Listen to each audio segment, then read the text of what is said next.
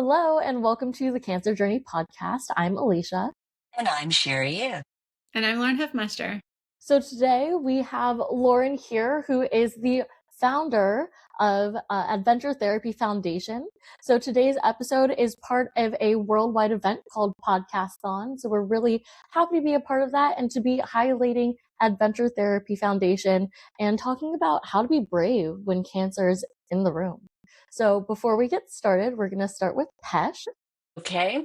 So physically, I am a 3.95, emotionally a 4.3, spirit 4.6, and hope 4.5. And my word for this moment is excited. My turn. So physically, I am a 4.3. Emotionally, I am a 4.5. Spirit is a 4.3, and hope is a 4.25, and my word is conscious. All right, for me, I would say physically, I'm about a 3.2. Emotionally, I'm probably 3.8. Spiritually, I'm a 4.4, and my hope is around a 4.4. And my word for now is present. We're so happy to have you back. So Lauren, introduce yourself. I'm so thankful to be here. Thanks for your invitation. My name is Lauren Huffmaster, and I am been living with cancer now for 10 years. I was diagnosed in 2015 and have been in treatment ever since. And in the course of this time, I've done a number of things. I wanted my cancer to be meaningful and not just something that's happening to me, but something I took sort of and made into part of my own story. And so I've done a number of things. I've founded Adventure Therapy Foundation. I became a speaker. I've written a few books, and I'm often on podcasts. I just want to help other people know that they're not alone in this situation. Like the topic of today is, and help them to be brave in their cancer story. Yeah. Oh, thank you for everything you do, Lauren. We're so delighted to have you here. Thanks for having me. And when you just kind of rattled off all that you've done, bravery has got to be kind of one of the foundations you had to lean into.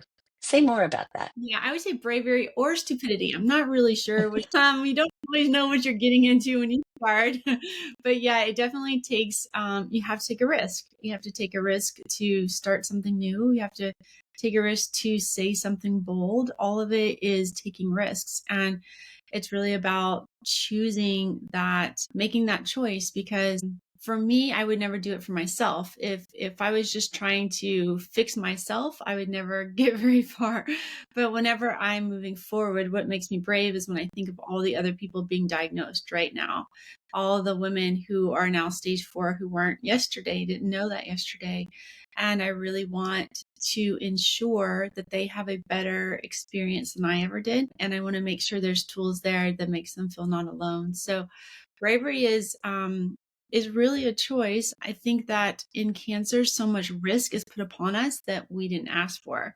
Our diagnosis, every surgery, every treatment is this like risk that's being thrust upon us. And bravery is sort of our chance to take risks on our own terms. It's a chance to choose where we want to grow, right? Not what's being done to us, but where we want to step.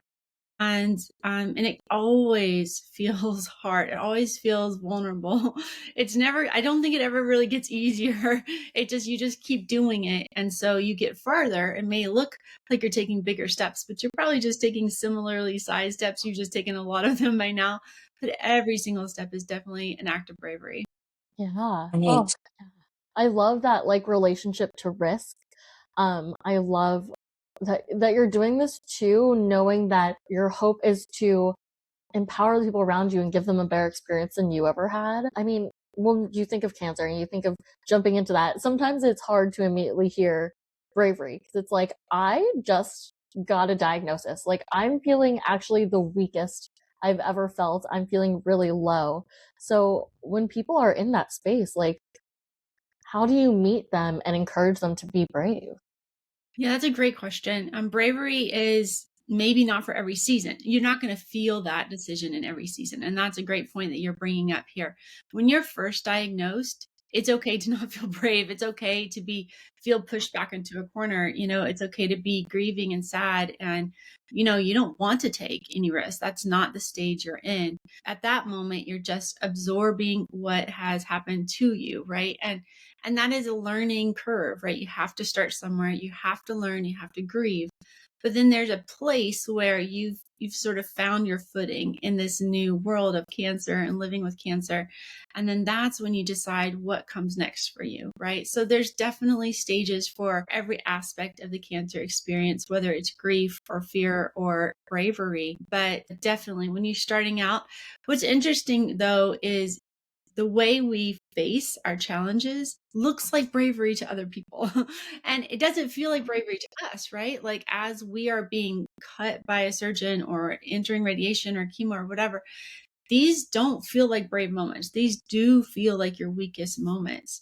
But from the outside, when everyone's watching you show up just one more time, when everyone's watching you recover with a smile on your face, like that does look like bravery from someone else's perspective. It's giving them hope, it's giving them encouragement, even though you don't feel it. And that's what's interesting about cancer is that everyone around us has a different filter for what cancer means to them and what they expect from someone living with cancer.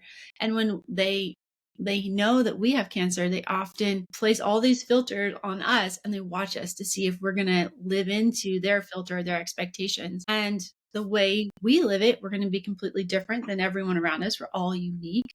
So the way we live it might look like bravery. They've only seen someone who suffered through it and always had suffering on their face. And now you're showing up with a smile or even just a bright color. It can shock someone just to show up in a bright color for chemo makes people go, wow, what are you thinking right now? Like it looks like bravery. And so that is a good point that sometimes we are choosing to be brave and sometimes we're just choosing to show up, but both can really be translated as bravery from the outside.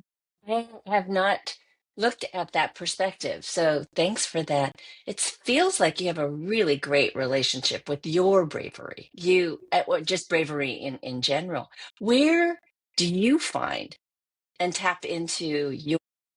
For me, it is almost my life force. I really, if I don't do something that's asking me to look beyond myself, I will sort of crumble within. So I think whenever you're suffering for a long period of time, that if you start turning inward and just focus on your own suffering, you do sort of collapse in some ways. Your bravery, your impact, your life, it gets smaller and smaller. But for me, the harder it gets, the more I have to turn my life outward and engage with other organizations or people who are in need or other people who are suffering, because that reminds me that even though I'm constantly hurting or sick or something, like so are other people. Like it doesn't make me special really. It makes me human more than anything else. Like everybody's highs look different. Like some people can go to Paris over the weekend and some people go like walk around the block and that's their high, right?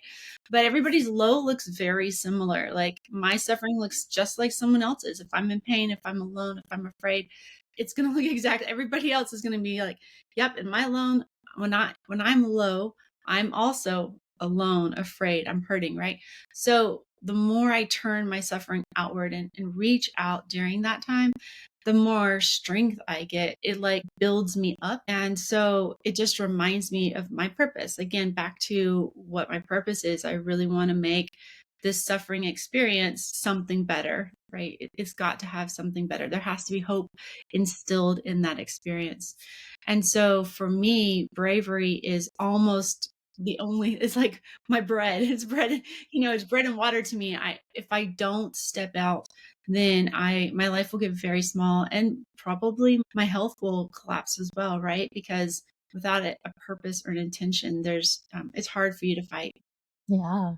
I'm really noticing this kind of like doing and how it, like you're feeling and what's here internally is being shown outwardly. Like we all have suffering, especially when you're on a cancer journey, that suffering kind of, it feels like it's innate to the journey. And in some ways it is innate to the journey, but it's a choice on what you want to do with that feeling too.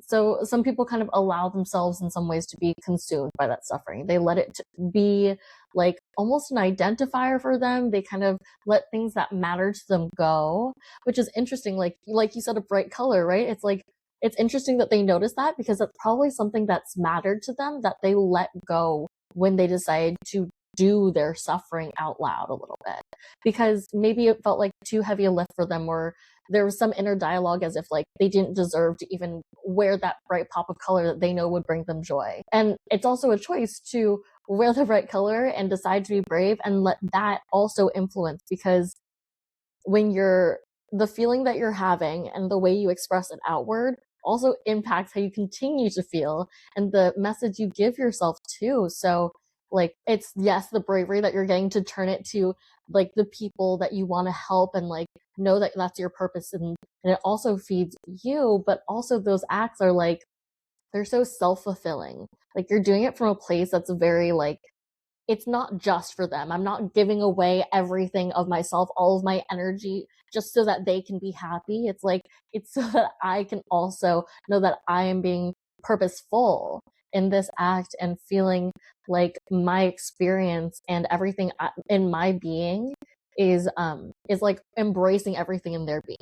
Yeah, there's so many ideas came to me as you're talking. Like, sometimes I just want people to know that I'm sick and hurting. Like, I might, there's, and that is like an internal like struggle. Like, I don't feel good today, but if I get up and put on makeup and like twist my tiny bit of hair into something, people will be like, "Oh, you look so good. You must be feeling better," and like, because other people will definitely associate how you look with how you feel.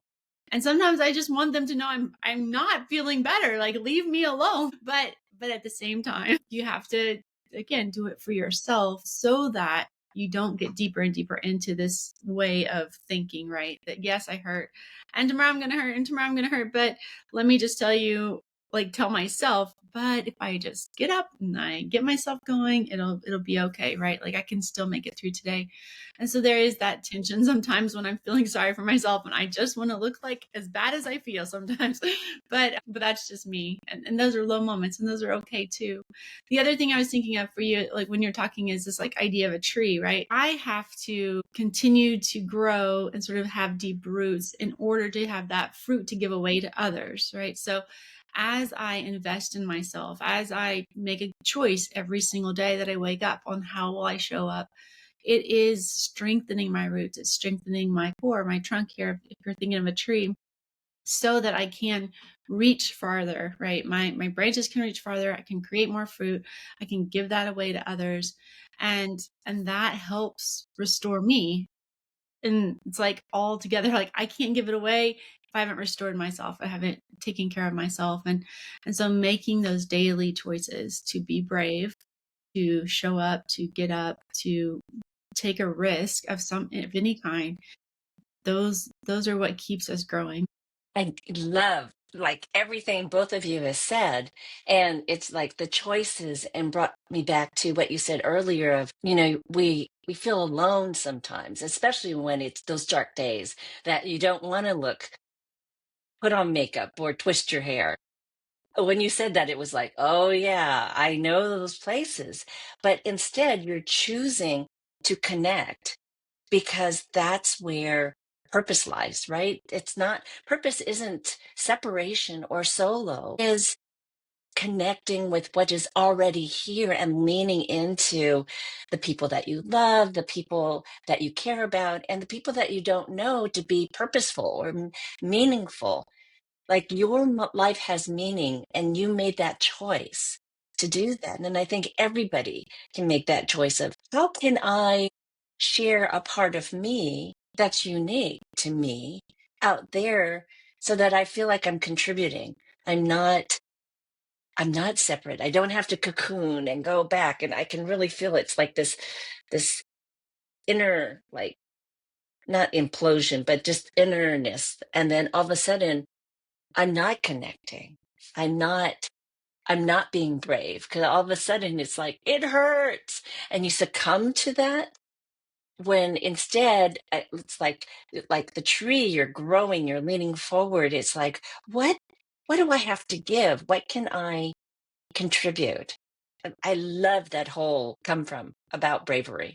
Yeah, and honestly, I find I have more to contribute on my hardest days than I do on my best days because I'm the most raw. That I'm willing to say whatever needs to be said, and it's on my hardest days that I do the best writing, that I send the most meaningful texts probably to others, like because there's no strength to hold anything back, right? I'm just like completely raw and just sending it out there. And so don't underestimate your bad days. I would say, you know, push out in any way you can. I have found that it's almost impossible to be hopeless if you just have one conversation with one person, like one honest conversation, one connection, one person, like anything. It doesn't have to be like an hour and a half long conversation. It's just if you can connect with one person that day, the hopelessness just can't stick around. But our natural inclination, you're like covering yourself, sort of pulling in Shariann physically, and it is, yeah, you go into sort of self-preservation, like you want to create this wall of protection around you, but that wall doesn't really help. It's like a natural reaction, but it doesn't make pain go away, it doesn't make loneliness go away, it doesn't really help. It's just like a reaction. And so I think that's the difference, is like when you're having hard days, when you've been just diagnosed, the difference between it's okay to react for a while because you have no grid for what's about to happen, or what life is going to be. But at some point we stopped reacting and we start just taking intentional steps forward, right? And so that is the difference. There are days I still want to react and be like, I just gonna lock myself away. But then after a few minutes, I know better, right? I know better. It's better for me to keep going forward one step than to lock away and think that I'm protecting myself by creating like a cocoon of isolation. Yeah. Oh, I love what you're both saying, and I feel like I almost have this newer perspective on like what bravery is here, because like bravery has a lot of hope to it, and that idea of like succumbing to the suffering is like they feel like they're on different ends of the spectrum, and that like what lies between them is like where we're at now. So instead of succumbing and just letting like all of that negativity take over, you still let yourself have that. It's not about moving forward and past it. And like you said, Lauren, like it's just taking small steps toward the direction that you want to go, knowing that a few steps back, it's going to be okay. If you need that right now, if you're having a hard day, it's okay to be there, but you're not a bad person, you're not worthless, you're not invaluable. None of those things are true just because you take one or a bunch of steps back, because you can always choose to take a step forward as well. And I know that's just what you do at Adventure Therapy Foundation with the community that comes to you and how you empower them to be brave with these experiences. Yeah, at Adventure Therapy, we're definitely leaning into this. We right now our whole philosophy is around what we call the emotional side effects of cancer, and we want people to know that these are normal, right? You're not the only one dealing with fear and isolation, right? You're not the only one who feels like their identity has now been broken or shifted. Like these are typical emotional responses to cancer. And so as we educate about that idea, we then want to empower you that there's no reason to stay in a victim like mindset, because everyone who goes through cancer is going to have these as their side effects. It's a normal response. You're going to grieve, not grieve death, but like grieve life, grieve like all the little things that you're missing out on, all the friends that you don't get to see, or the scars that now cover your body. Like you're going to grieve these things. And that's normal, like so normal. I can't tell you. But at the same time, we take that experience, we take that wisdom, right, that we've earned. We take the tiniest moments that felt like just a tiny bit brave, and we start building on that, right? And so, Adventure Therapy, we have launched something called the Cantering Collective. At the Cantering Collective, we're going to teach women to tell their story in an empowered way. We have writing coaches, we have trauma writing specialists, we have people who can teach you to speak on a podcast or speak on a stage, right? So we're going to start empowering these stories and hopefully telling them more and more, giving you a space to be acknowledged, to have your bravery acknowledged. Because for whatever reason, sometimes our families don't acknowledge our bravery as much as they should, maybe. I don't know why, but they're too close to the project, perhaps. But when you step back, when you have others come around you and they can hold you up and they can say, do you see yourself? Do you see how awesome this day was? Look what you just did. Like, that can change everything in our story, right? What felt impossible and hard that we just did now feels like this conquering opportunity because we did it. It's over. We've made it through, right? I remember when I was very first diagnosed, just showing up to chemo was like the hardest thing I could have ever done. I knew what that chemo was going to do to me. I knew how much it was going to hurt and what it would do. And showing up was the most brave thing I could do. But nobody else, like my family didn't say, you're being so brave today. You know, they're like, you've got to go. Like, you have no choice. Get up and go, go, go. Right. And so we just want to sort of help you shape your story in your own mind. Right. And for other people who are being diagnosed and perhaps for your family, tell them the story you want them to hear. And so that's a big piece of what we're doing right now. And we're very excited to offer this. Oh, that's so beautiful. I love the whole concept of story. I think I don't know if you remember, Lauren, but when we first started talking, I'm like, well, you're going to have a story to tell, and I'm watching it unfold with you, and how you keep adding things and keep stretching and growing, which is like so enlivening for me to watch your journey, but to know that we could say that to every single one diagnosed, whether you're the patient or now you're on your survivor journey or they're on their caregiver journey. I mean, I know you serve all of those populations, and to let them know it's your unique story that can be motivational and help somebody when they're struggling or suffering. Here's a story that somebody else was there, like you, and they found their, I call it their well of strength or the bravery to get past it. But what I love the most is that it is, how do I put this?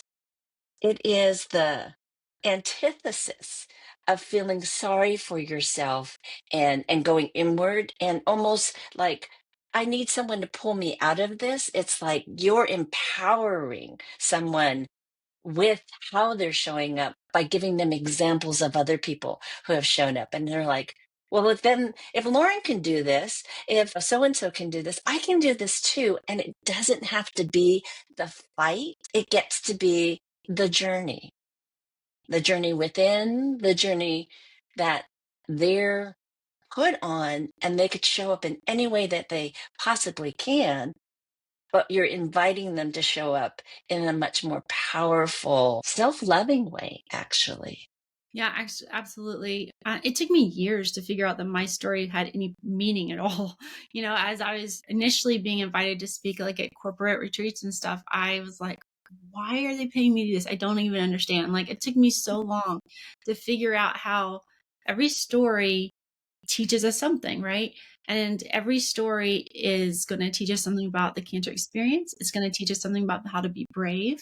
It's going to teach us something about how to face suffering and keep going. Like, it's going to teach us so many things. And there's just such depth into a story of someone who has been broken and then found the strength to put themselves back together and continue. And we don't get a lot of that in our society, right? We're trying to smile pretty and put on the makeup, and we don't necessarily talk about what's been the most difficult season of life. But when we can, when we're able to, it is so inspiring because we all feel it. None of us feel acknowledged in those moments, right? And so to have someone who can say, maybe you just told one story of one doctor's appointment, like you're not having to tell your whole life work, but one story can truly just connect with someone. And just like you said, empower that person to believe in their story. And then hopefully the ripples will continue. Oh, I love that. I love this focus on story. I do think this is going to be my takeaway. But what you're doing by giving people a place to share their stories is allowing them to be seen in like the most safe space. And maybe it's like their first time delivering this story, which is very vulnerable. I mean, I can only imagine like how much fear that each individual person has been holding on to, and maybe they weren't recognizing it that way before, but to share their story in a place where they are going to be so seen, there is no space for ridicule or anything like that there. Not only does it let them kind of like alleviate and be brave and get like past that fear or even really facing that fear, but they get to almost immediately see how telling their story impacts the people around them too, who are experiencing something so similar. So you're like just helping people face fears and showing them how to be brave in this space that's like ultra safe. And Adventure Therapy found creating that for the cancer community and letting them know that there's nothing wrong with them is so beautiful and impactful and absolutely needed. As you know, that's why you do this work. I'm gonna do a quick PESH. Physically, I am a 4.4, emotionally 4.6, spirit 4.5, hope 4.3, and my word is inspired. Okay, my takeaway. That we all have bravery in us, even though we may not have it at the tip of our finger right now. But if we step back, maybe even try to write our story, like the invitation to do that, there will be a moment in there where bravery showed up and we didn't recognize it perhaps in that moment, or we did, and now we really want to stoke it. So I love bravery story and like everything that we talked about today. And my PESH is I love how being engaged in a conversation about something just kind of just lifts every part of you. And so physically, I'm a 4. Emotionally, I'm a 4.6. Spirit 4.75, and hope 4.45. And my word is just We're creating words of our own. yes. Yeah, my takeaway I think is this like quote that I see a lot is just on my mind is like, isn't it wonderful to show up exhausted to be and do the thing that you've always wanted to be and do, you know? And I think that is the cancer journey in many ways. If we're a mom, if we're, you know, whatever our role is, even if we're showing up exhausted, even if we're not showing up on what we would imagine to be our best self, we're showing up and we get to still be there. And isn't it wonderful that we get to show up even exhausted, even broken, to be the person we want to be today? And I think that that's just an ongoing challenge for me, that you set aside all the hard part, but you still get to be you if you just choose to keep going. And that is sort of what's coming to mind right now. As far as PESH, I'm going to say I'm a 3.5 physically. Emotionally, I do feel lighter. So I'll say a 4.3. Spiritually, 4.5. And my hope is a 4.6. And my word will be, I'll just say lighter. I do feel lighter. Yeah. Thank you. Thank you so much for being with us, Lauren. We're so honored to be part of this podcast-on event that highlights charities and nonprofits, and this is a worldwide event, so there are so many other podcasts that are also participating this week in it, and we're happy to highlight Adventure Therapy Foundation and all the beautiful work you're doing to really support the cancer community and help people be brave. If you want to know more about Lauren, we'll include all of her information in the description here. But until then, we'll see you at our next episode. Thanks for joining us. And remember, you're so much more powerful than you realize.